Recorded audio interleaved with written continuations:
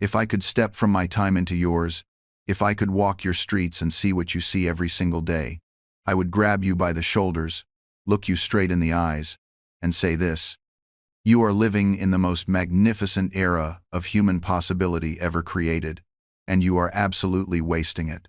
Not because you're lazy, not because you lack talent, but because you've been hypnotized into believing that the loudest voice in the room holds the most truth, that comfort is the same thing as happiness, and that being busy is the same thing as being alive. Let me tell you something from someone who has died and cannot take back a single wasted hour. You are trading irreplaceable minutes of your existence for things that will not matter on your deathbed. And I know this hits hard, but that's exactly why I'm saying it. Because I care too much about what you could become to let you sleepwalk through the only life you will ever have. I lived in a different world than you, yes. No smartphones, no internet, no instant connection to every piece of knowledge humanity has ever gathered. When I wanted to learn something, I had to find a book, borrow it, and read it by candlelight until my eyes burned. When I wanted to connect with someone across an ocean, I wrote letters that took months to arrive, if they arrived at all. When I wanted to make a difference, I had to walk door to door, shake hands, look into eyes, and earn trust one person at a time. And you know what? Those constraints, those limitations you would call primitive, they taught me something your world has forgotten. They taught me that ease is not always improvement, that speed is not always progress, that having every option available does not mean you are freer. You see, in my time, we had to be intentional because we had no choice. Every action required effort. Every word required thought. Every relationship requires presence. But you live in an age where everything is so easy that nothing feels meaningful anymore. You can talk to someone across the world in seconds, but how often do you truly connect? You can access more information than existed in every library of my time combined, but how much wisdom do you actually possess? You can broadcast your thoughts to millions, but when was the last time you said something worth remembering? I am not here to shame you. I am here to wake you up. Because I see in your age the fulfillment of everything I dreamed was possible. I see tools that would have made my work 100 times more powerful. I see opportunities that would have changed the world 10 times faster. I see potential that makes my heart ache with excitement, even from beyond the grave. But I also see that potential being squandered. I see people with limitless resources living limited lives. I see minds capable of brilliance, settling for mediocrity. I see souls built for significance, choosing safety instead. And that, my friend, is why I must speak. When I look at your world today, I see people checking their devices 2,000 times a day but never checking in with their own hearts. I see people connected to everyone, but connected to no one. I see people living longer than we ever did in my time, but somehow experiencing less life. You have heating and cooling, transportation, and medicine that would have seemed like pure magic to us. You have eliminated so many of the struggles that consumed our days. But instead of using that freedom to become more human, more creative, more alive, you filled the space with new addictions. You traded survival struggles for psychological ones. You removed the external chaos only to create internal chaos that is somehow worse. Here is what I need you to understand from the very beginning of our time together. I am not interested in making you feel guilty about your phone or your Netflix or your comfort. Guilt is useless. What I want is to show you a different way of seeing, a way that takes your modern tools and combines them with ancient wisdom, a way that honors the incredible progress you've made while also recognizing what you've lost. Because you have lost something. You've lost the ability to sit with yourself. You've lost the patience to build things slowly. You've lost the courage to stand alone when everyone else is running in the opposite direction. And these losses are costing you everything that actually matters. I spent my life experimenting, inventing, writing, organizing, persuading, and creating. I started with nothing and built an influence that helped birth a nation. I taught myself multiple languages. I studied science without formal training. I negotiated with kings despite being born common. I made mistakes that would horrify you and learned from every single one. And through all of it, through 70 long years of living deliberately, I learned principles that do not change, no matter how much technology advances. Principles about how humans actually work, about what creates lasting happiness versus fleeting pleasure, about what builds real influence versus hollow fame, about what makes a life worth having lived. That is what I want to share with you today. Not nostalgia for old times, not rejection of new possibilities, but timeless wisdom applied to your unprecedented moment. Because if you can combine the best of what we knew with the best of what you have, you will become unstoppable. You will build a life that actually satisfies your soul, instead of just impressing strangers. You will create work that matters instead of work that merely pays. You will form connections that sustain you instead of connections that drain you. You will become the kind of person who looks back at age 80 with peace instead of regret. So let me tell you what I would say if I saw your world today. Let me give you the hard truths wrapped in hope. Let me show you what you are capable of when you stop living by accident and start living by design. Because you are capable of so much more than you are currently settling for. And I refuse to let you reach the end of your journey without at least trying to wake you up to that fact. Are you ready? Because this is not going to be comfortable. Growth never is. But I promise you, it will be worth it. The first thing I need you to know is this. You are not distracted by accident. Distraction is not a personal failing. It is a design. In my day, if someone wanted your attention, they had to show up at your door. They had to write you a letter. They had to publish something you chose to pick up and read. Your attention was yours to give. But in your world, there are thousands of the smartest people who ever lived working right now, at this very moment, to take your attention away from you. They study your psychology. They test different colors, sounds, notifications, and rewards. They employ the same techniques that keep gamblers at slot machines. And they do this not because they are evil, but because attention is now the most valuable resource on Earth. Think about that. In my time, the most valuable resources were land, gold, and physical goods. In your time, the most valuable resource is inside your head. It is your focus, your awareness, your mental energy. And every single day, there is a battle happening for control of it. When you wake up and immediately check your phone, you are handing control of your mind to someone else before you have even decided what you care about that day. When you scroll through social media, you are letting algorithms choose what you think about. When you binge-watch shows for hours, you are renting out your consciousness to storylines that someone else created. None of this is inherently wrong. But you must understand what is happening. You must recognize that your default mode is now to give away the most precious thing you own. I want you to imagine something with me. Imagine that every morning, a stranger shows up at your door with a bag, and you let them into your home, and they dump out the contents of that bag all over your floor. Sometimes it is news designed to make you angry. Sometimes it is images designed to make you feel inadequate. Sometimes it is entertainment designed to keep you numb. Sometimes it's products designed to make you feel incomplete. And you spend your morning sorting through this pile of garbage and treasure mixer, trying to find the few pieces that actually matter to you. That is what you do when you start your day by consuming content chosen by others. You invite chaos into your mind before you have established your own order. In my time, I created something I called my daily schedule. I woke early and asked myself, what good shall I do this day? I structured my hours with intention. I dedicated blocks of time to specific pursuits. I protected my morning for thinking and planning before the world could make demands of me. And at night, before sleep, I asked, what good have I done today? This simple practice of bookending my days with intention kept me aligned with what actually mattered to me, not to others, to me. It gave me agency over my own life. You need this more than I ever did, because the forces pulling you away from intention are 1,000 times stronger than anything I faced.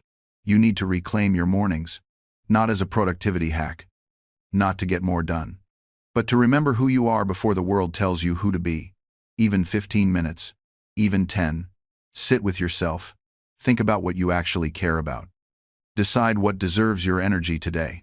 This simple act of pausing before consuming is revolutionary in your age. Most people live their entire lives reacting, responding, and being pulled. You can choose differently. Let me tell you what happens when you do not do this. When you do not protect your attention, when you do not guide your own mind, you begin to live someone else's life. You start wanting things because advertisements told you to want them. You start believing things because your social feed repeats them enough times. You start measuring your worth by metrics that some platform invented. You start feeling inadequate because you are comparing your behind the scenes to everyone else's highlight reel. You become a puppet, and you do not even notice the strings. I have watched this pattern throughout history.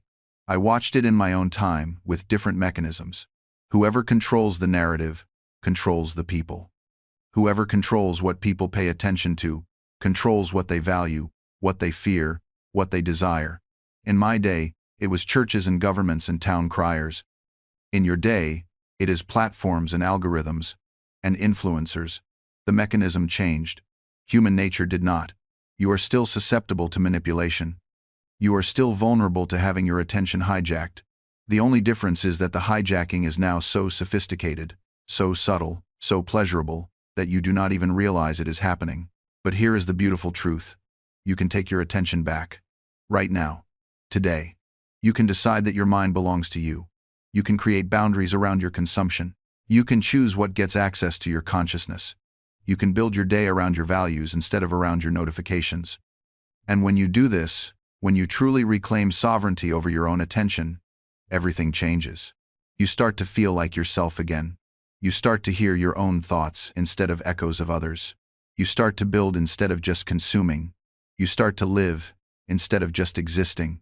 This is the first and most important thing I would tell you if I saw your world today. Protect your attention like your life depends on it. Because it does. Every moment you give away is a moment you will never get back. Every hour you spend distracted is an hour not spent on what you claim matters most.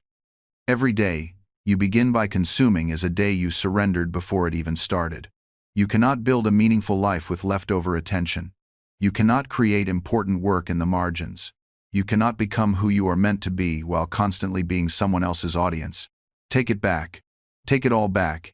Your attention, your focus, your mental energy, your morning, your evening, your weekend, your life. It belongs to you. Act like it. Now, let me speak to something that might make you uncomfortable. I need to talk about your relationship with comfort. Because you have been sold a lie so pervasive, so seductive, so reasonable sounding, that you do not even question it. The lie is this, that the goal of life is to be comfortable. That success means eliminating difficulty. That the good life is the easy life. And this lie is destroying you from the inside out. In my time, life was hard. This is not romantic nostalgia. It is a simple fact. We worked physically demanding jobs. We dealt with diseases you have cured. We faced winters that could kill us if we did not prepare properly. We lost children, lost parents, lost friends to things you now prevent with a simple vaccine. I am not suggesting you should want that hardship back. The reduction of suffering is one of humanity's great achievements. But here is what has happened. In removing necessary hardship, you also removed the growth that came with it. Let me explain. When life required struggle just to survive, we developed qualities by default. We developed resilience because we had no choice. We developed patience because nothing was instant. We developed perseverance because giving up meant death. We developed resourcefulness because we could not just order solutions online. These qualities were not optional. They were survival skills. But in your world of abundance, of convenience, of everything available at the push of a button, these qualities atrophy like unused muscles. And then you wonder why you feel weak. Why do you feel anxious? Why do you feel unable to handle basic difficulties? You have created a world that protects you from everything uncomfortable, and in doing so, you have made yourself fragile. You avoid difficult conversations, difficult emotions, and difficult tasks. You seek the path of least resistance in everything. You want relationships without conflict. You want success without failure. You want growth without pain. You want transformation without discomfort. And my friend, that is not how any of this works. Think about the silversmith I used to watch as a boy in Boston. He'd take raw silver, dull, imperfect, full of impurities, and thrust it into the hottest part of the flame. Not a gentle warmth. Not a comfortable temperature. The absolute pinnacle of heat his forge could produce. And here's what fascinated me. He never looked away. Not for a second. Because if he left the silver in too long, it would be destroyed. But if he pulled it out too soon, the impurities would remain. The dross would still be there, weakening the final product. He told me something I never forgot. He said, "Ben, I know the silver is fully refined when I can see my own reflection in it." Let that sink in for a moment. The purpose of the fire isn't destruction. It's purification. It's a revelation. It's a transformation from something crude into something that can reflect light itself.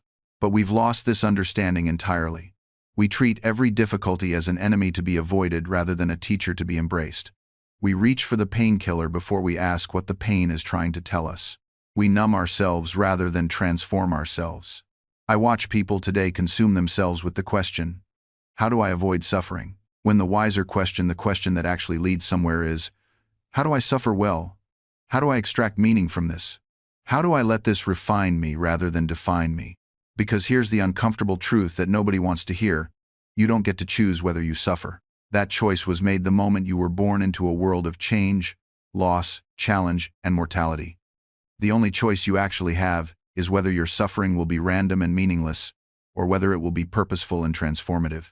The entrepreneur who risks everything and fails learns more than the one who never tries. The heart that breaks open can hold more love than the one that stays safely closed. The person who faces their deepest fear and walks through it becomes someone entirely new, someone the comfortable version of themselves could never have become. This is why I always said that energy and persistence conquer all things. Not talent, not luck, not comfort. Energy and persistence, the willingness to keep showing up, keep pushing, keep transforming even when the forge is at its hottest. And here's what most people miss about persistence. It's not blind stubbornness. It's not beating your head against the same wall, expecting different results. True persistence, the kind that builds empires and changes lives, is intelligent. It adapts. It learns. When I was publishing the Pennsylvania Gazette, I didn't just keep printing the same content, hoping for better results. I studied what readers responded to. I experimented with satire, with local news, with controversial opinions. When something failed, I adjusted. When something worked, I doubled down. That's intelligent persistence. You've got to be like water in a stream. When you hit a rock, you don't stop. You don't give up. But you also don't keep pushing directly against it. You flow around it. You find the path of least resistance while maintaining your forward momentum. That's the secret. I see so many young entrepreneurs who confuse persistence with rigidity. They have one idea, one approach, one method, and they cling to it like a drowning man to driftwood. When the market tells them no, when customers walk away, when the numbers scream change course, they just grip tighter. They call it determination. I call it folly. Real persistence means staying committed to your goal while being flexible about your methods. When my first printing business struggled, I didn't quit the printing industry. But I did change everything about how I approached it. Different products, different marketing, different partnerships, same destination, different route. Think about the colonies declaring independence. We didn't have one battle plan that we followed, no matter what. We adapted constantly. When the British were stronger in traditional warfare, we changed tactics. When we needed allies, we shifted diplomatic strategies. The goal never wavered, freedom, but the methods, they evolved with every defeat, every victory, every piece of new intelligence. That's what your business needs. That's what your life needs. Unwavering vision with flexible tactics. The person who can hold both of those truths simultaneously, that's the person who succeeds. And let me tell you something else about persistence that nobody wants to hear. It's exhausting. Anyone who tells you otherwise is selling you something. There were nights I wanted to quit. Days when the printing press broke down for the third time. When clients didn't pay. When competitors spread lies about me. I wanted to walk away. But here's what kept me going. And here's what'll keep you going if you let it. The understanding that quitting doesn't actually make things easier. It just trades one kind of hard for another. When you quit, you don't escape difficulty, you simply exchange the pain of discipline for the pain of regret. And let me tell you something from 3 centuries of perspective. Regret weighs infinitely more than effort ever could. I think about the journeyman printers I knew in Philadelphia who had the same skills I did, sometimes better. They could set type faster, had steadier hands, and knew all the same techniques. But 20 years later, I was publishing the Pennsylvania Gazette and Poor Richard's Almanac, and they were still setting type for someone else's vision. What made the difference? Not talent, not luck. It was simply that when things got difficult, I had trained myself to see obstacles as information rather than as stop signs. You know what nobody tells you about persistence? It's not about being tougher than everyone else. It's not about having superhuman willpower or never feeling doubt. It's about being comfortable with discomfort. It's about learning to sit with the urge to quit without acting on it. Most people experience difficulty and immediately need to make it stop. They'll do anything, quit, blame others, create excuses, distract themselves just to escape that feeling. But I learned something working over that hot printing press in the Philadelphia summers. The feeling of wanting to quit is just a feeling. It's not a command. It's not a prophecy. It's just your mind's way of trying to protect you from discomfort. And here's the beautiful thing: when you stop treating that feeling like an emergency, it loses its power over you. You can acknowledge it. Yes, this is hard. Yes, I want to stop. And then you can choose to continue anyway. Not because you're pretending it isn't difficult, but precisely because you're honest about the difficulty and you're choosing your hard. You're choosing the hard that builds instead of the hard that diminishes. I developed what I called my one more principle. When I wanted to quit for the day, I'd set one more line of type.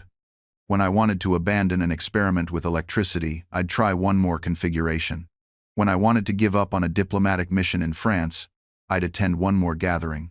That one more often led to 2 more, then 5 more, and suddenly I'd push through the resistance entirely. The resistance always feels strongest right before the breakthrough. It's as if the universe comprises one final test of your commitment. I've noticed this pattern in every significant accomplishment of my life. The darkest hour truly does come just before dawn.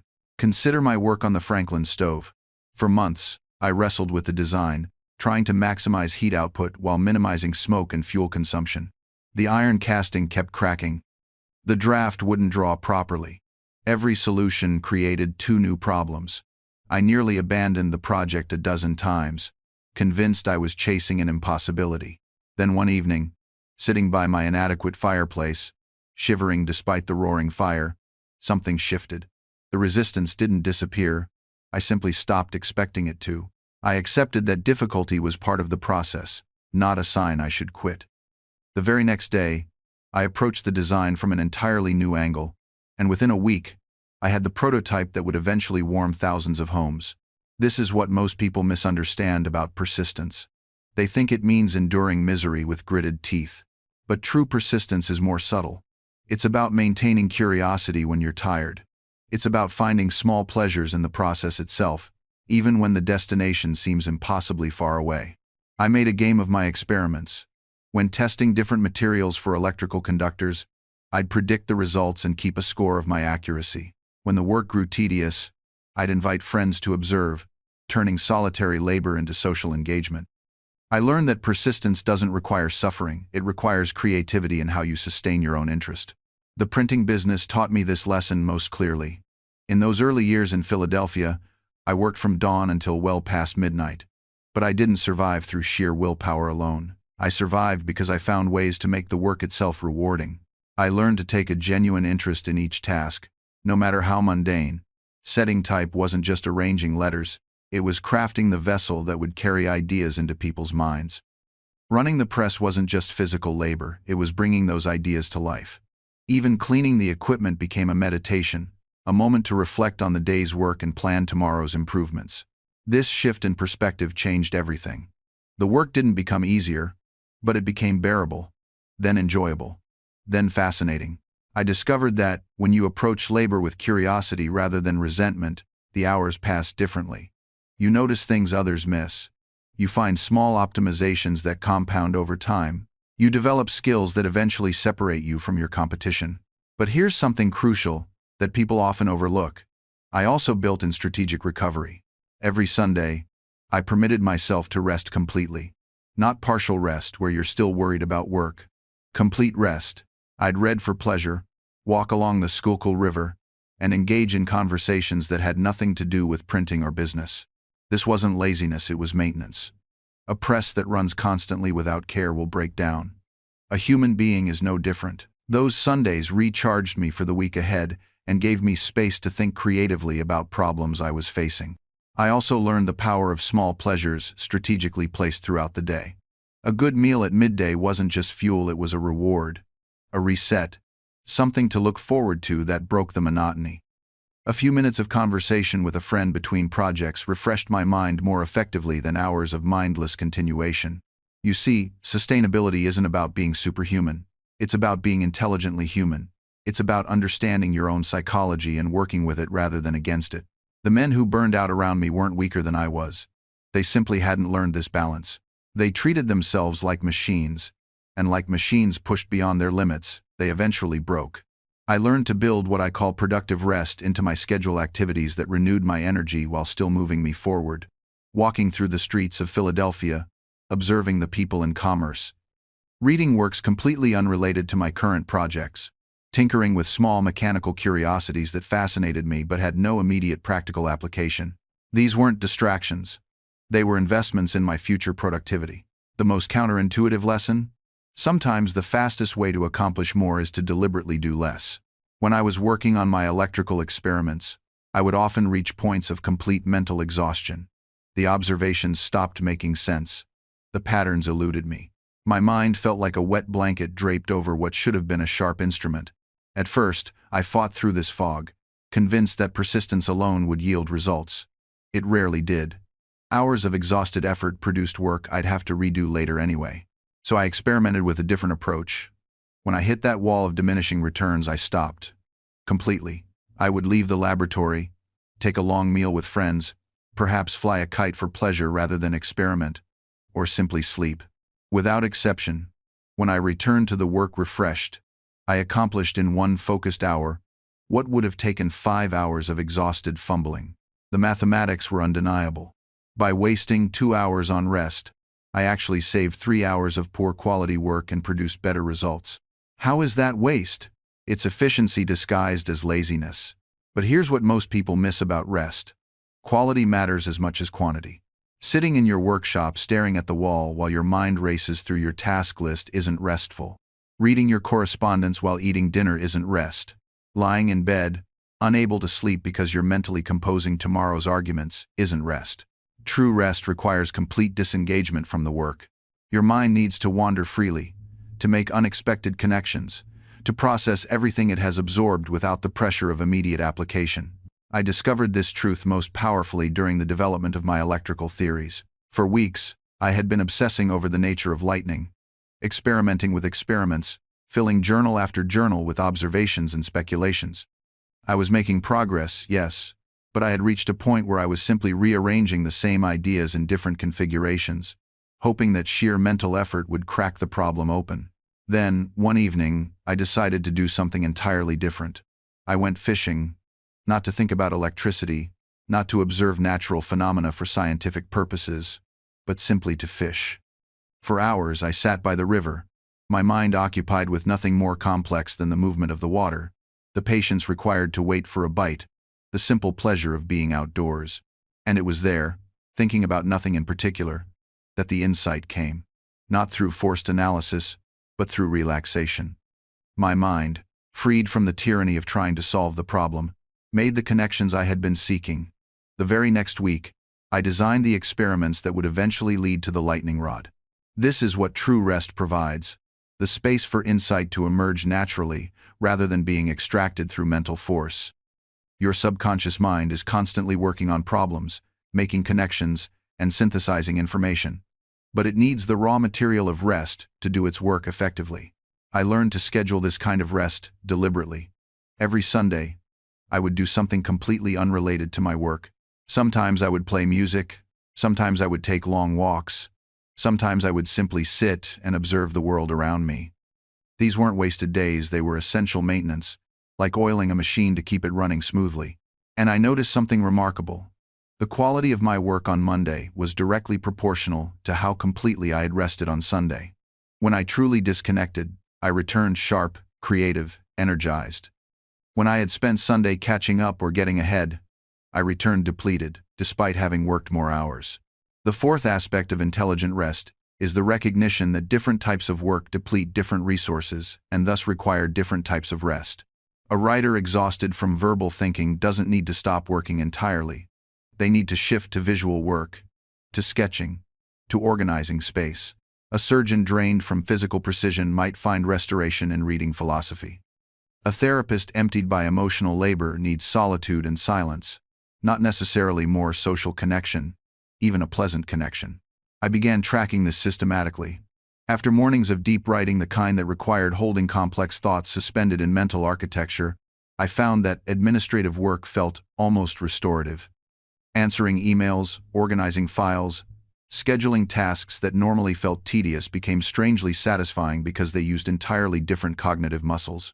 But after days of meetings, of negotiating, of navigating interpersonal complexity, those same administrative tasks felt crushing.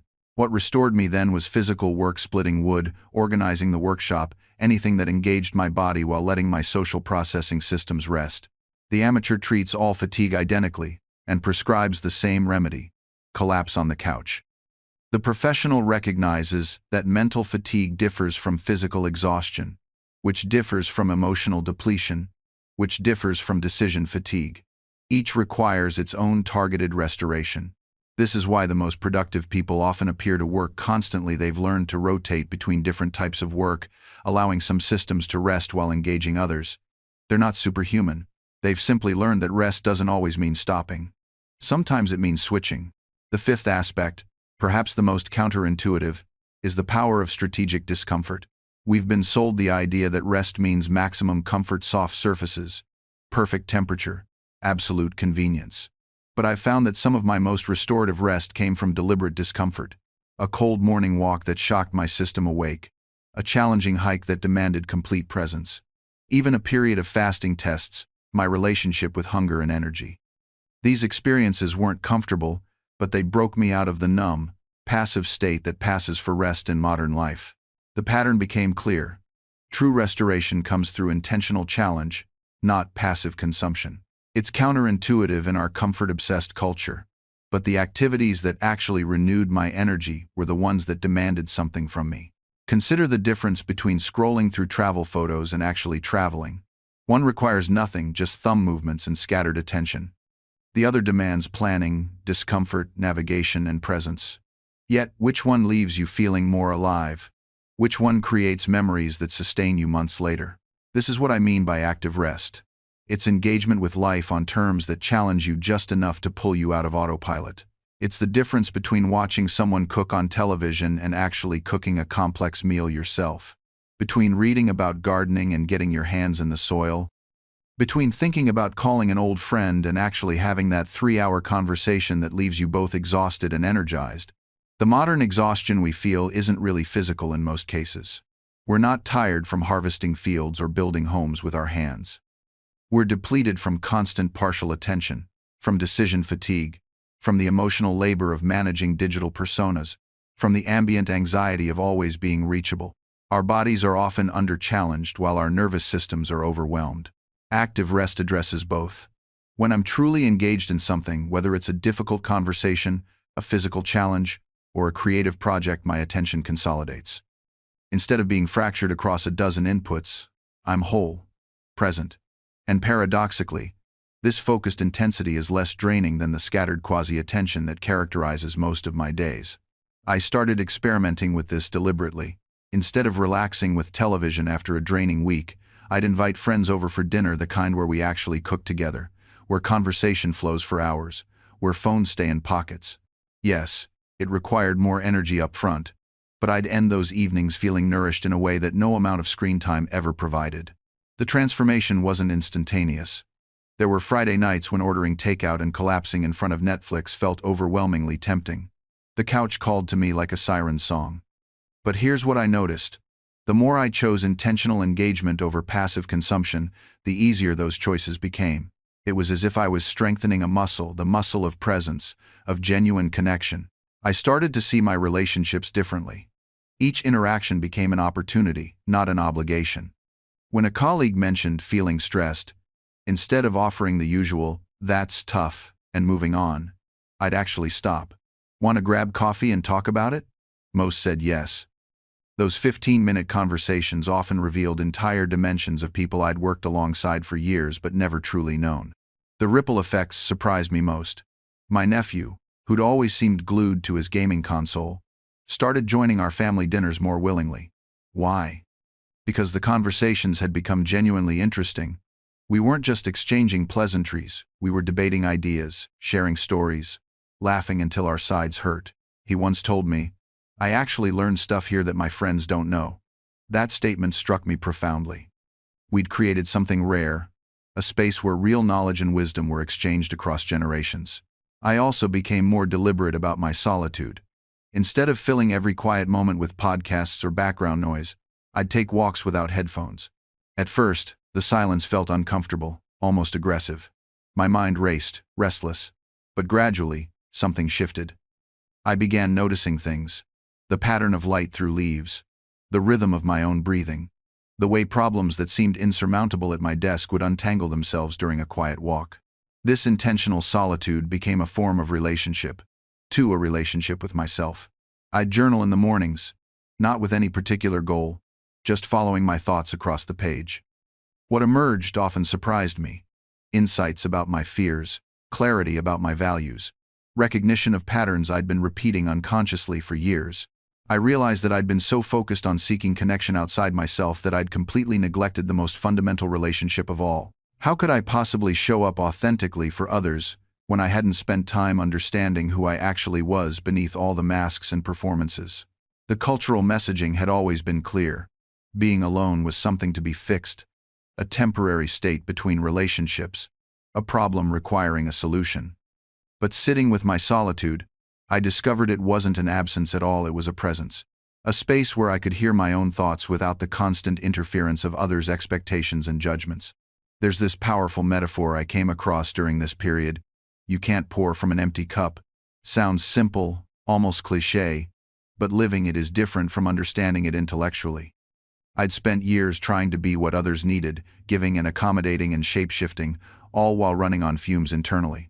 The loneliness I felt in relationships wasn't because I was with the wrong people, it was because I'd lost touch with myself so completely that I couldn't bring anything genuine to the table.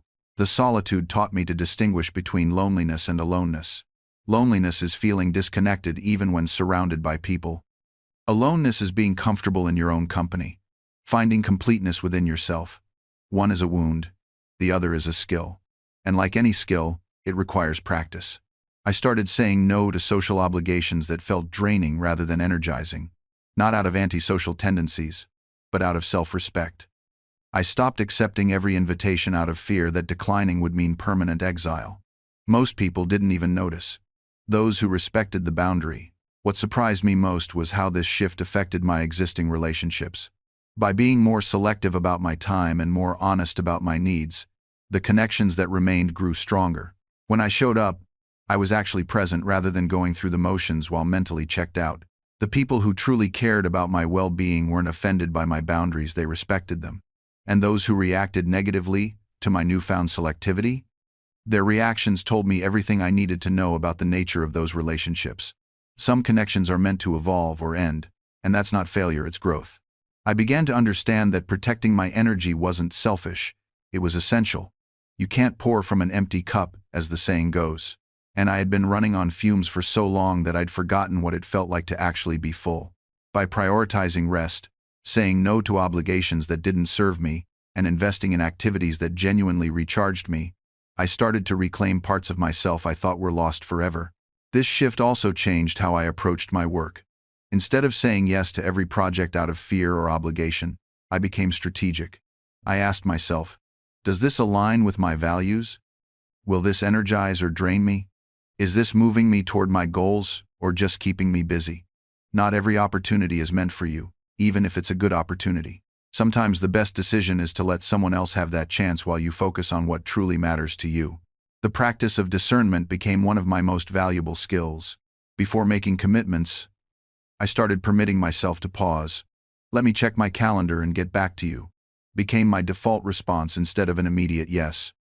That pause created space for me to consider whether something truly deserved a place in my life. More often than not, after sitting with a request for even 24 hours, the answer became clear. I also learned to recognize the difference between guilt and genuine obligation. Guilt says, you should do this because people will be disappointed if you don't. Genuine obligation says, this aligns with my values and commitments, and I'm choosing to honor that. The former leads to resentment. The latter leads to integrity. Learning to distinguish between the two was transformative. One practice that helped me immensely was what I call the values filter. Before saying yes to anything, I started asking myself 3 questions. Does this align with my core values? Will this energize me or drain me? And perhaps most importantly, what am I saying no to by saying yes to this? That third question was the game changer. Every yes is simultaneously a no to something else. When I agreed to serve on that community board, I was saying no to 3 evenings a month with my family. When I committed to that ambitious project with an unrealistic deadline, I was saying no to my physical health and sleep. Making these trade-offs explicit forced me to be honest about what I was actually prioritizing versus what I claimed to prioritize.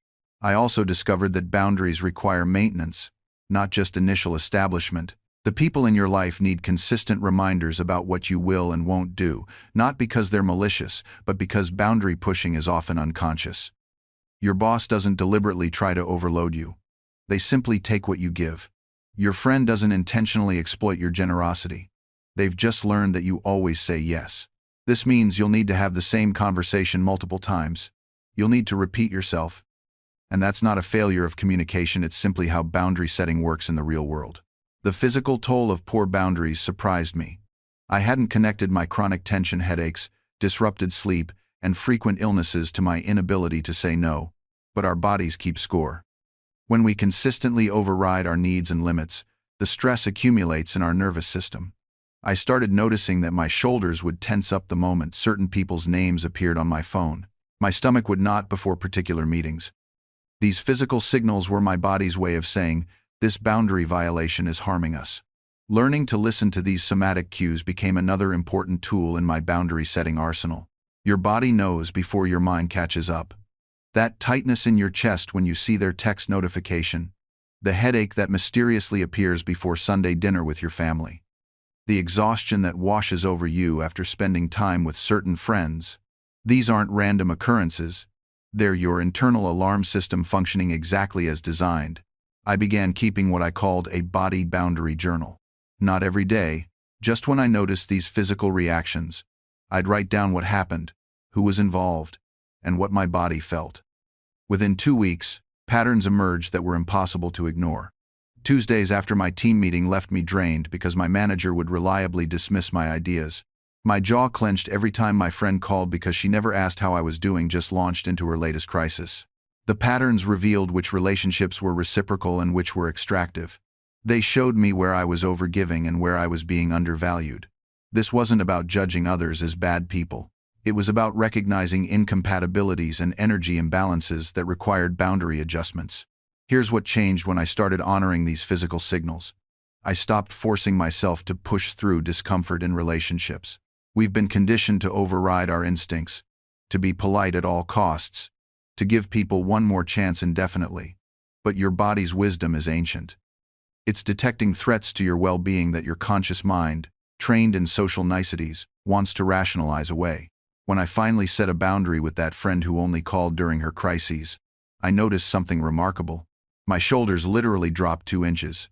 The tension I'd been carrying, tension I'd become so accustomed to that I'd stopped noticing it released. My body had been holding that boundary for me, waiting for my actions to catch up with its wisdom. The body keeps the score, as they say, and mine had been keeping a detailed ledger of every time I'd said yes when I meant no, every time I'd smiled through discomfort, every time I'd contorted myself to fit someone else's expectations. What's fascinating is that the relief wasn't just emotional, it was physical. My breathing deepened, my jaw unclenched. I slept better that night than I had in months. It was as if my nervous system had finally received the signal. We're safe now. We're prioritizing ourselves. Stand down. This taught me something crucial about boundaries. They're not just psychological constructs. They're physiological necessities. When we violate our own boundaries repeatedly, our bodies pay the price. The headaches, the digestive issues, the constant fatigue, these aren't random. They're messages, distress signals from a system under siege. I started paying attention to my body's signals before making decisions. When someone asked something of me, I'd pause and check in. What does my body say about this? Tightness in my chest? That's a no. Lightness and expansion? That's a yes. Dread in my stomach? Absolutely not. Your body knows before your mind catches up. It's been trained by every experience, every boundary violation, every moment you've abandoned yourself for someone else's comfort. It's trying to protect you, but you have to listen. Here's what nobody tells you about saying no. The guilt doesn't disappear immediately. Even after I set that boundary, even after the physical relief, there was still a voice whispering, "You're being selfish. You're letting people down. You're not who you used to be." That last one was actually true, and that's what made it so powerful. I wasn't who I used to be. The person who said yes to everything, who shaped herself into whatever form others needed, who believed her worth was measured by her usefulness. She was dissolving, and something stronger was taking her place. The guilt was her death rattle, the last gasp of a version of myself that had kept me small and safe and acceptable, and I had to let her go. I think a lot of us have been taught that guilt is a virtue. That's proof we care, proof we're good people. My mother wore her guilt like a badge of honor. She'd martyr herself over the smallest things, and somehow that made her righteous. Suffering equaled goodness in her world. So, when I stopped feeling guilty, I worried I'd become a monster. That something fundamental had broken inside me. I'd catch myself laughing at a party and think, should I be having this much fun? I'd buy myself something nice and hear that voice. Selfish. Wasteful. Who do you think you are? But here's what I learned. Guilt and conscience are not the same thing. Conscience says, I hurt someone. I need to make it right. Guilt says, I exist. Therefore I'm wrong. Conscience is directional. It points you toward repair, toward growth, toward better choices. Guilt is just a fog machine. It doesn't illuminate anything. It just makes you stumble around in the dark, bumping into walls you've already passed. I still have a conscience. It's actually clearer now, sharper, because it's not drowned out by the static of shame. When I genuinely mess up, I know it immediately. I feel it in my body, that clean, bright sting that says, pay attention, this matters. And then I do something about it.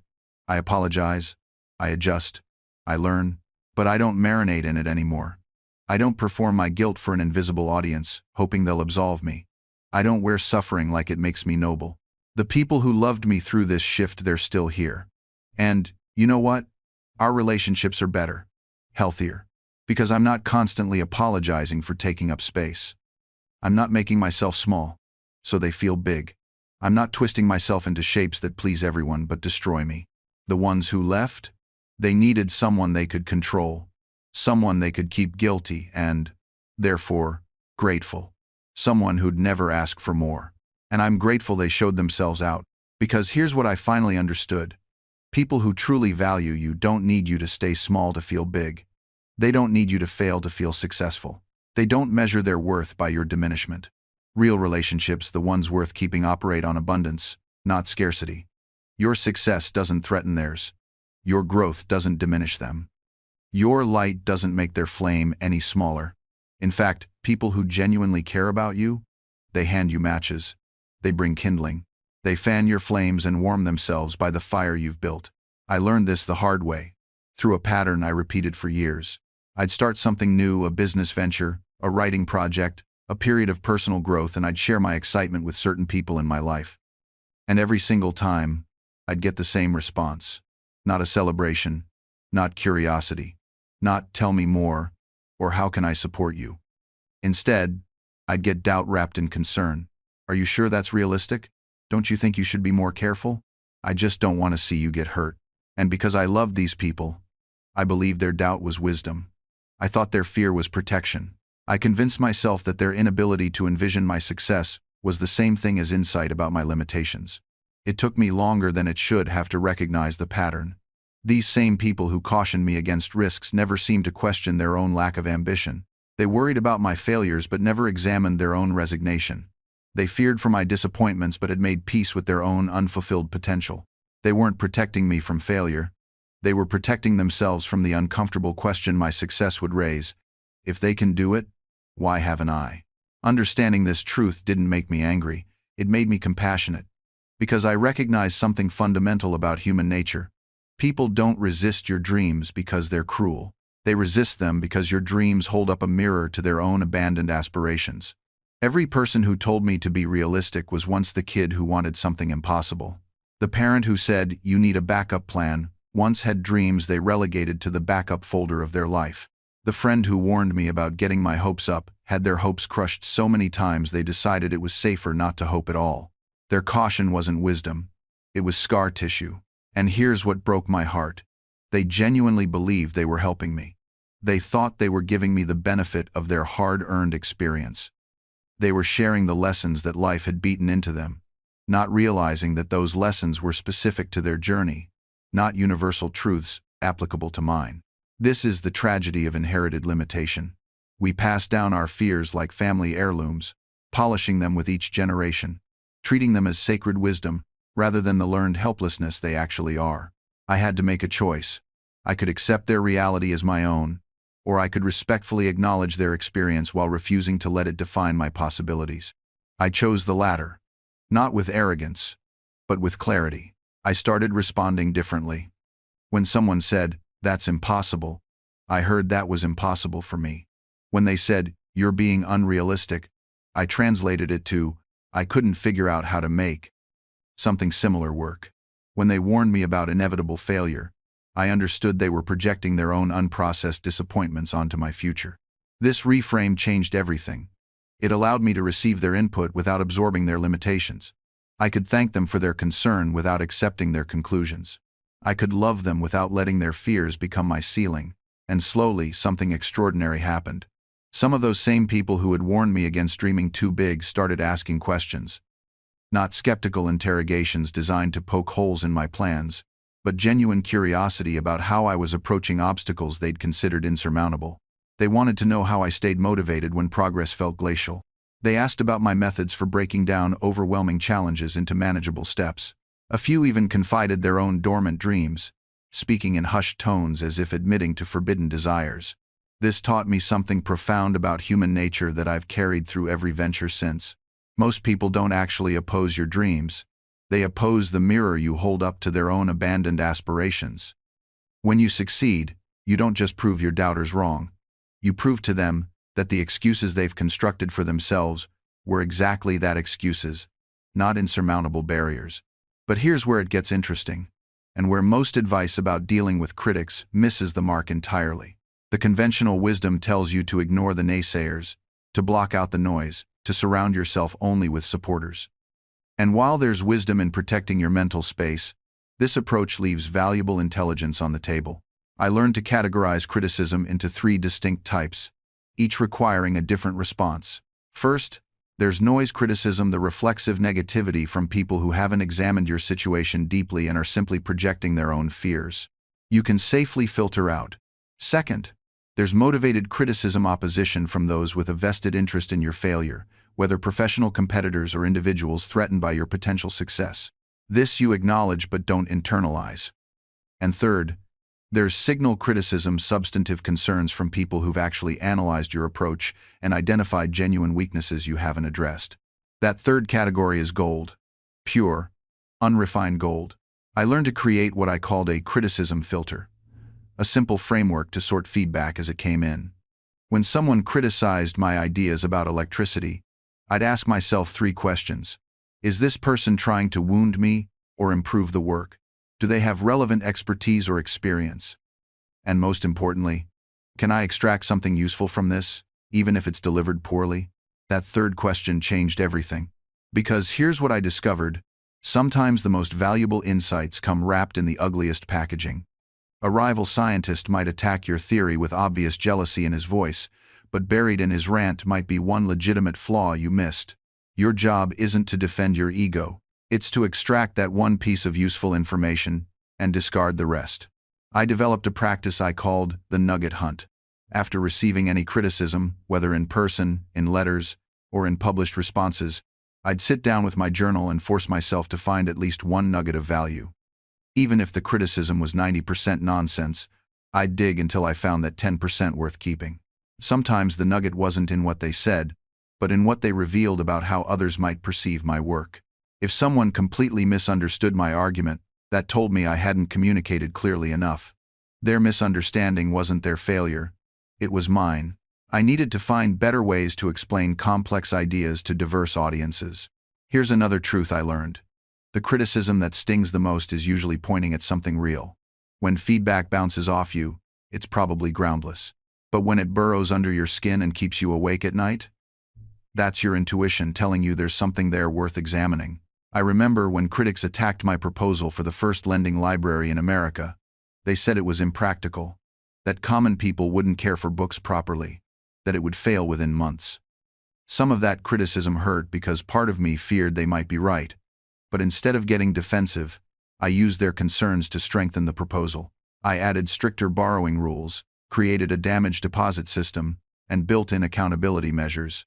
When the library company finally opened its doors in 1731, I stood in that room surrounded by leather-bound volumes, shipped from London, and I felt something I'd never experienced before. Not pride, exactly. More like validation that ordinary people working together could create something that seemed impossible for individuals alone. The first member to borrow a book was a printer's apprentice. Reminded me of myself, just a few years earlier. He checked out a volume on mathematics, his hands trembling slightly as he signed his name in the ledger. I wondered what doors that book might open for him, what problems it might help him solve, what future it might help him build. Within months, the borrowing records revealed something fascinating. Our members weren't just reading for entertainment or to pass the time. They were reading strategically, purposefully. A carpenter borrowed books on architecture and geometry. A shopkeeper studied works on accounting and commerce. A young lawyer read philosophy and rhetoric. People were using knowledge as a tool for advancement, exactly as I'd hoped. But here's what I didn't anticipate. The library became more than a book repository. It became a social institution, a meeting place where ideas collided and combined in unexpected ways. Members would recommend titles to each other, debate concepts they'd encountered, and form partnerships based on shared intellectual interests. The physical space created connections that amplified the value of the books themselves. I started noticing members from completely different backgrounds sitting together, discussing what they'd read. A wealthy merchant and a struggling tradesman might find themselves debating the same philosophical text, their conversation bridging social divisions that normally kept them separate. Knowledge was proving to be a surprisingly democratic force. The borrowing patterns also revealed the hunger for practical improvement that existed in Philadelphia. Books on agriculture, mechanics, and science circulated constantly. People weren't content with how things were. They wanted to understand how things worked so they could make them better. That attitude of constructive dissatisfaction became the city's defining characteristic. Other cities started hearing about our library company and sending inquiries. How did we organize it? What were our rules? Could they replicate our model? I responded to every letter with detailed information because I understood something crucial. This wasn't about Philadelphia's advantage. This was about spreading a mechanism for collective advancement that could benefit everyone. The library movement spread like wildfire through the colonies. Within a decade, subscription libraries appeared in Boston, New York, Charleston, and Newport. Each community adapted the model to its local needs, but the core principle remained: pooling resources for collective access. I watched with satisfaction as the idea evolved beyond what I had initially imagined. What fascinated me most was how each library developed its own character. The Boston Library leaned heavily into theological texts, reflecting that city's religious heritage. Charleston's collection emphasized agricultural innovation and commerce. New York is focused on law and governance. Same mechanism, different applications, proof that good systems adapt to local conditions. I started receiving reports that went beyond simple updates. Librarians wrote about young apprentices who discovered scientific texts that changed their career paths. A merchant in Newport credited a book on navigation for expanding his shipping business.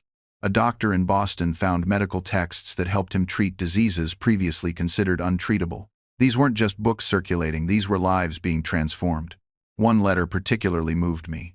A woman in Connecticut, and yes, some libraries did allow women members, though far too few, wrote that the library had given her daughter access to literature she never could have afforded. That daughter was now tutoring other children in reading. One subscription created a cascade of literacy. But here's where the story takes a crucial turn.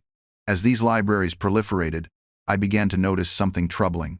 Success breeds its own challenges. The very popularity of these institutions created new problems that the original model hadn't anticipated. The collections were growing faster than the buildings could accommodate them. Books were wearing out from overuse. Subscription fees, while affordable for tradesmen, still excluded the poorest citizens. And most significantly, the voluntary nature meant that when economic downturns hit, libraries suffered as members dropped subscriptions. I realized we had created something valuable, but not yet something sustainable for the long term. The subscription model was a brilliant starting point, but it had limitations. It was a bridge, not a destination. So I began thinking about the next evolution. What if we could create multiple revenue streams that supported each other? What if the library weren't just one business model, but an ecosystem where different approaches reinforced each other? This is where most entrepreneurs make a critical mistake. They find one thing that works, and they milk it until it dies. They become so attached to a single revenue stream that they can't see the opportunities branching off in every direction. I've watched countless businesses fail not because their original idea was bad, but because they couldn't adapt, couldn't diversify, couldn't evolve. I started experimenting with tiered memberships. Basic subscribers got access to the lending library. Premium members received additional benefits: priority access to new releases, reserved reading rooms, and extended borrowing periods.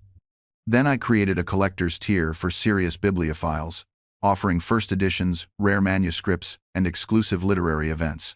But here's what made it work. Each tier wasn't just about extracting more money. Each tier genuinely delivered proportional value. The premium members weren't subsidizing the basic members, they were paying for genuinely premium experiences. This distinction matters more than most people realize. I also began monetizing the knowledge infrastructure I'd built.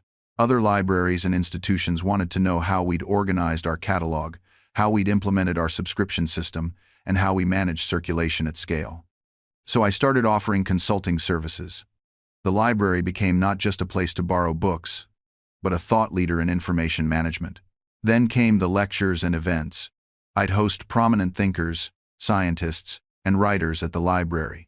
We'd charge admission. These events served multiple purposes. They generated direct revenue, they attracted potential members, and they enhanced our reputation as the intellectual center of Philadelphia. I even started publishing. We'd print pamphlets, almanacs, and eventually books. Some we'd sell outright. Others we'd offer exclusively to members. The printing operation and the library fed each other in a beautiful symbiotic relationship. This is the power of ecosystem thinking. Each revenue stream wasn't isolated, they all reinforced each other. The events attracted members. The members wanted printed materials. The printing operation enhanced our credibility. The credibility attracted better speakers. Everything connected. The network I built through the Junto became self-perpetuating. When I needed legislative support, I had connections in government. When I needed scientific equipment, I knew craftsmen willing to experiment. When I needed public opinion shaped, I had printers and writers ready to assist. This is how you build real influence, not through titles or proclamations, but through relationships deliberately cultivated over years. Let me tell you about reputation maintenance, because this might be the most underappreciated wealth-building principle I can share. In 1733, I began publishing Poor Richard's Almanac.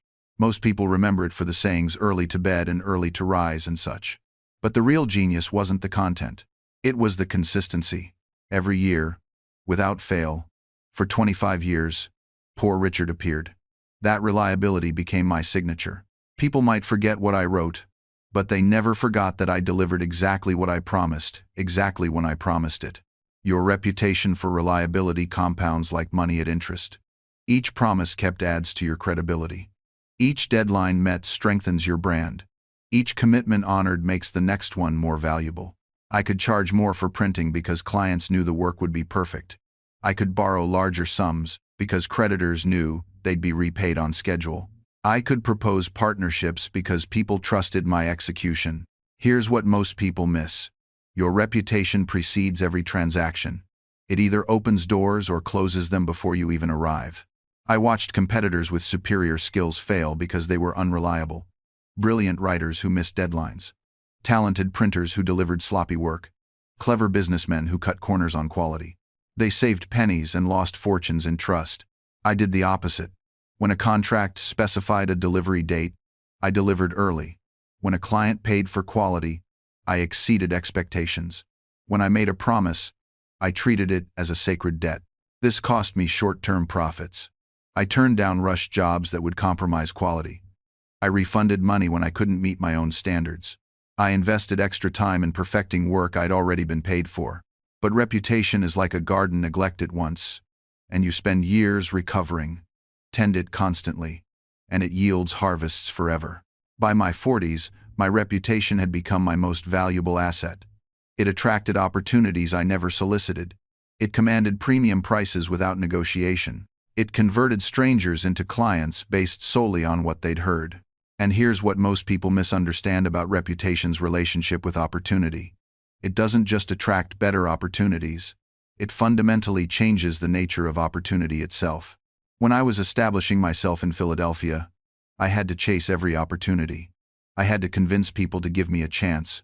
I had to prove myself repeatedly, starting from zero with each new prospect. But as my reputation solidified, something remarkable happened. Opportunities began arriving pre-qualified. People who approached me had already decided to work with me. The conversation wasn't about whether, but about how and when. The Postmaster General position didn't come to me through application or political maneuvering. It came because I'd built a reputation for reliability, efficiency, and innovation. The opportunity sought me out. The contracts for government printing didn't require competitive bidding on my part. My reputation for quality and timeliness made me the obvious choice. The decision was made before the conversation began. This is the advanced mechanics of reputation. It eliminates the persuasion phase. You move directly from introduction to engagement because your reputation has done all the preliminary work. I watched competitors exhaust themselves chasing opportunities, pitching, negotiating, justifying their prices, and defending their qualifications. Meanwhile, opportunities arrived at my door with most objections already resolved. This isn't arrogance, it's the compound interest of consistent excellence. Every project delivered on time became a reference. Every satisfied client became an advocate. Every small demonstration of integrity became evidence of character. Your reputation doesn't just open doors, it removes the locks entirely. It transforms cold prospects into warm leads. It converts skeptics into believers before you've spoken a word. And here's the practical application. Stop chasing every opportunity that appears. Start building a reputation that makes the right opportunities inevitable. Every promise kept is an investment. Every standard maintained is a deposit. Every moment of choosing integrity over expediency is compound interest accruing. The question isn't whether you can afford to prioritize reputation, it's whether you can afford not to. Because every shortcut you take, every corner you cut, every promise you break is withdrawing from an account that takes years to fill and moments to empty. I learned this watching my own transformation from ambitious printer to established authority. The transition didn't happen because I became more talented or more intelligent. It happened because I became more consistent, more reliable, and more committed to excellence than convenience. Your reputation is either working for you every moment of every day, or it's working against you. There is no neutral position. Let me tell you about the moment this truth crystallized for me in the most painful way possible. I was in my early 20s, running my print shop in Philadelphia, still building my name. A wealthy merchant came to me with an urgent job legal documents that needed to be printed for a court case. The deadline was tight, but I took the job. Then a friend invited me to a social gathering. Nothing important, just drinks and conversation. I told myself I could go for an hour, have a drink, network a little, then come back and finish the printing. That 1 hour became 3. I got back to my shop late, rushed through the job, and delivered it on time but with several errors. The merchant lost his case partly because of those errors. He never hired me again. But worse, much worse, he told everyone he knew about my sloppiness. For months afterward, I could feel the chill when I walked into certain rooms. Doors that should have opened stayed closed. Opportunities that should have been mine went to competitors. I had sacrificed my reputation for 3 hours of pointless socializing. 3 hours cost me years of potential business. That's when I truly understood. Your reputation isn't just how people see you, it's the accumulation of 1,000 small choices that either build trust or destroy it. And once destroyed, rebuilding takes 10 times the effort. Here's what most people don't realize about reputation. It's not built during the big moments. It's built in the small, invisible moments when no one important is watching. It's built when you're tired and you still show up. When you're frustrated and you still deliver quality. When you could cut a corn and no one would know, but you don't, because you times would know. The merchant never saw me at the party. He never knew why I rushed. He just knew I failed him when it mattered. That's all reputation is, a record of whether you can be trusted when it matters. The heaviest part? You rarely know which moment will define everything. That rushed job could have been Tuesday afternoon fatigue. That missed deadline could have been your child's illness. That sharp email could have been your third crisis that week. But the person judging you doesn't see your Tuesdays or your crises. They see the pattern you create for them. I learned this by apprenticing under my brother James. He ran a print shop with precise standards, every letter aligned, every page inspected. One morning, exhausted from secret writing I'd been doing at night, I bound a client's pamphlets with half the pages upside down. Simple mistake. James caught it before delivery, but I saw something shift in his eyes. For months after, he double-checked my work. Not occasionally, every single time. I'd finished growing more careful, but his trust stayed broken. That single error created a supervision tax I paid daily with my dignity. Eventually, that's partly why I left for Philadelphia. I couldn't outrun a reputation I'd earned in one careless hour. You want to know what reputation really costs? It costs the opportunities you never know you missed. The client who chose someone else without telling you why. The partnership offer went to your colleague instead. The promotion that somehow always goes to someone with a smaller resume but fewer memorable mistakes. I watched this in Philadelphia's business circles. Two merchants sold similar goods at similar prices. One delivered predictably, never spectacular, never late. The other delivered brilliantly sometimes, poorly other times. Guess which one prospered? The consistent one built relationships that compounded. The unreliable one kept starting over, forever hunting new customers to replace the ones who quietly walked away. Your reputation isn't built in your moments of explanation. It's built in those quiet decisions others make about you when you're not in the room. When someone says, "Should we ask her?" and someone else says, "Maybe, but remember last time?" That's reputation working. Not fair, perhaps, not complete, but undeniably real. Here's what hurts most. Building reputation is slow. Destroying it is instant. I spent decades times cultivating trust. I delivered on my promises. I showed up when others didn't. I built the postal system, founded institutions, and negotiated treaties. Each action was a brick in the edifice of my reputation. But I watched contemporaries destroy theirs in an afternoon. One lie, one broken promise, one moment of cowardice when integrity demanded courage. The edifice collapses, and here's the cruel mathematics. It takes 10,000 actions to build trust and one to obliterate it. You're living this reality right now. That colleague who's always reliable until the day they're not, and suddenly you question everything they've ever told you. That brand that took decades to build customer loyalty, destroyed by one scandal. That friend who betrayed a confidence after years of friendship. The asymmetry is brutal, but it's also clarifying. It means you cannot afford casual dishonesty. You cannot afford to be mostly reliable. You cannot afford the luxury of small betrayals, because your audience, whether it's one person or a million, is keeping a running tally you'll never see. They're not consciously scoring you. They're feeling their way toward a conclusion. Asterisk. Can I trust this person? Asterisk. And once that answer becomes no, reversing it is nearly impossible. I've seen people try. The apologies, the explanations, the promises to do better. Sometimes they work. More often, they're like trying to unbreak a mirror. You can glue the pieces back together, but the cracks remain visible forever.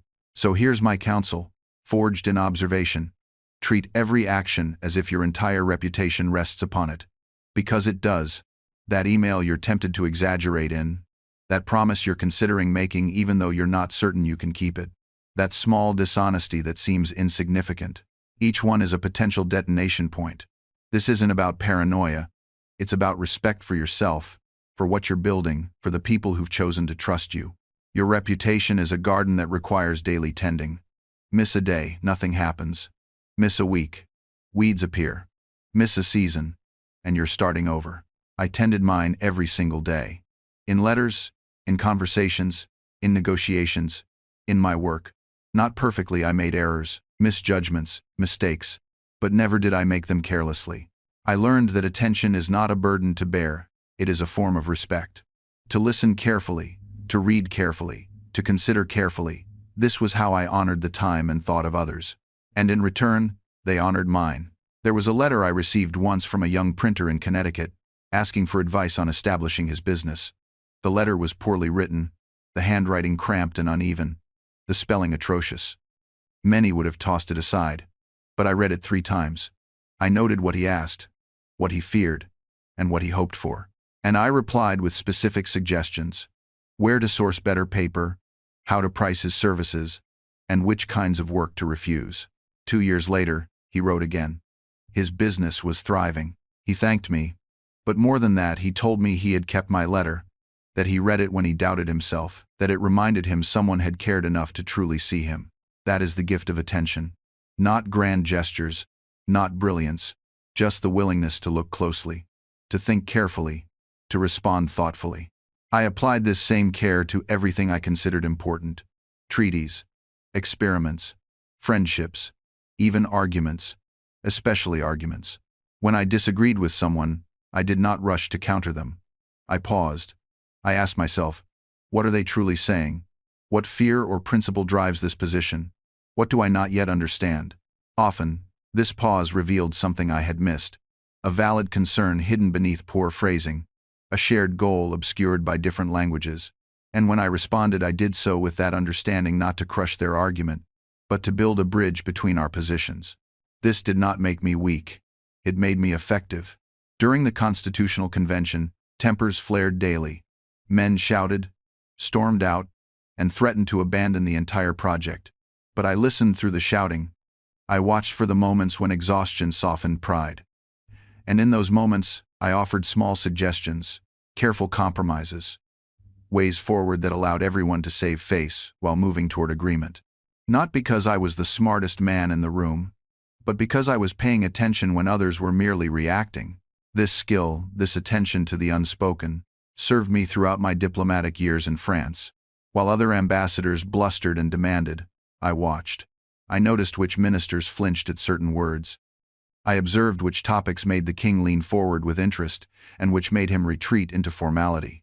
I learned that the French court valued wit over volume, elegance over aggression. So I adjusted, not by abandoning my principles, but by presenting them in ways that resonated with my audience. I told stories instead of making demands. I asked questions instead of issuing ultimatums. I made them feel clever for arriving at conclusions I had gently guided them toward. And it worked, not because I manipulated them, but because I respected them enough to speak their language, both literally and figuratively.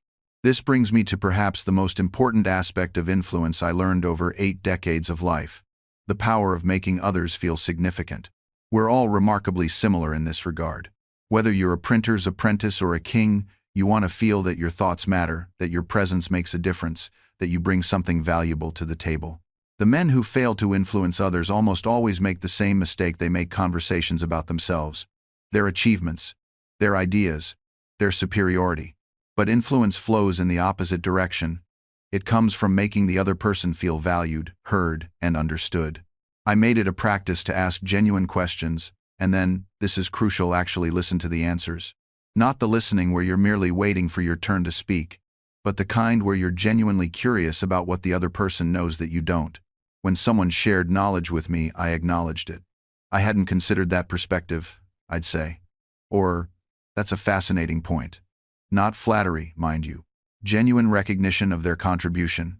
And here's what happened. People became invested in my success because I had made them part of it. They didn't see me as a rival to be defeated, but as a collaborator in mutual progress. This principle transformed how I approached disagreements for the rest of my life. When I negotiated treaties in France during the Revolution, I didn't bulldoze my way through diplomatic discussions. I asked questions. I listened to the concerns of French ministers and aristocrats who were skeptical about supporting a ragtag rebellion across the ocean. I acknowledged their legitimate fears about backing a losing cause. I made them feel heard, respected, and valued. And you know what? They gave us ships, soldiers, money, and ultimately helped us win our independence.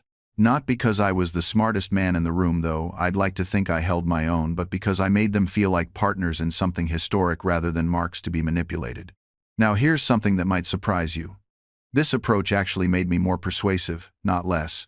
When you stop trying to win every argument, you paradoxically win more of what actually matters. Because people are far more likely to be influenced by someone who respects them than someone who demeans them.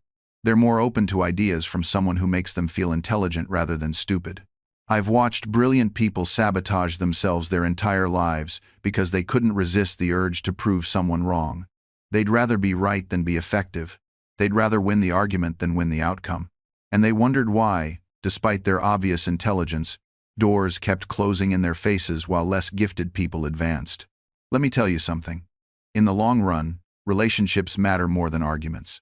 I remember a young lawyer in Philadelphia, brilliant mind, could cite every precedent, construct architecturally perfect arguments, but he couldn't resist correcting everyone, including potential clients. Actually, that's not quite right, he'd say before explaining the proper interpretation of some minor legal point. His practice struggled, while a less talented lawyer across the street thrived. Why? Because the other fellow understood something crucial. People don't hire lawyers just for legal knowledge. They hire them for trust, for feeling heard, for being made to feel intelligent themselves rather than diminished. The argumentative lawyer eventually left Philadelphia, still convinced the world simply didn't appreciate his brilliance. The other fellow became one of the most respected attorneys in the city, not despite his willingness to let clients feel smart, but because of it. Here's what I learned watching these patterns repeat throughout my life. Intelligence without wisdom is like a sharp knife without a handle, dangerous to the person wielding it. The truly wise person knows when to deploy their knowledge and when to hold it back. They understand that being right is sometimes less important than being effective. They've learned that you can win 100 arguments and still lose everything that matters. I see this mistake constantly, people treating every conversation like a courtroom where they must prosecute their position until they achieve total victory. They don't realize they're often prosecuting themselves right out of opportunities, relationships, and respect. The tragic irony is that people who do this usually see themselves as truth-tellers, as brave souls willing to speak uncomfortable realities, while others remain silent. They cast themselves as the hero of their own story, standing alone against comfortable lies. But here's the truth. They're messy. Sometimes the wisest person in the room is the one who chooses silence. Sometimes the strongest person is the one who lets a small error pass unchallenged because they're focused on larger goals. This isn't about being fake or dishonest. It's about being strategic.